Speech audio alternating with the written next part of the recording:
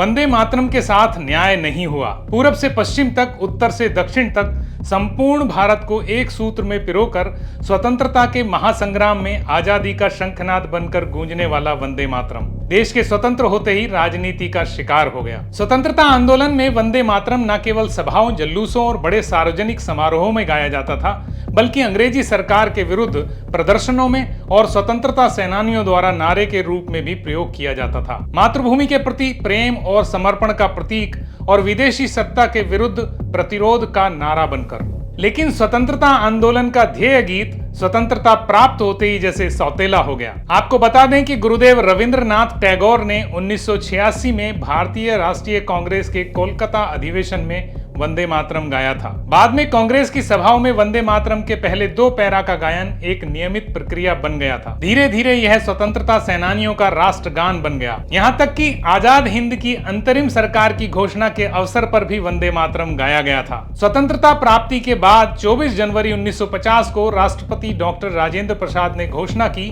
कि जन गण मन भारत का राष्ट्रगान होगा और वंदे मातरम को भी समान सम्मान दिया जाएगा, लेकिन कब और कैसे यह स्पष्ट नहीं किया। वर्ष 1971 में राष्ट्र गौरव अपमान निवारण अधिनियम के माध्यम से राष्ट्रीय ध्वज, राष्ट्रीय प्रतीकों, संविधान, राष्ट्रीय गान यानी जन गण मन के सम्मान की रक्षा की गई, लेकिन राष्ट्रगीत का जिक्र तक नहीं हुआ। 1976 के संशोधन में संविधान, राष्ट्रीय ध्वज और राष्ट्रगान का सम्मान करना नागरिकों का कर्तव्य बताया गया, लेकिन तब भी राष्ट्रीय गीत का किसी को भी ध्यान नहीं रहा। परिणाम यह हुआ कि वंदे मातरम को भुला दिया गया। वर्तमान सरकार ने prevention of insult of national honour amendment bill 2026 के अंतर्गत संविधान, राष्ट्रीय ध्वज, राष्ट्रीय प्रतीकों, राष्ट्रगान के साथ साथ राष्ट्रीय गीत यानी वंदे मातरम को भी कानूनी सुरक्षा के दायरे में ला दिया है। इस अधिनियम के पास होने के बाद वंदे मातरम को सम्मान देना हर भारतीय का कर्तव्य होगा और जानबूझकर ऐसा न करने का दोषी पाए जाने पर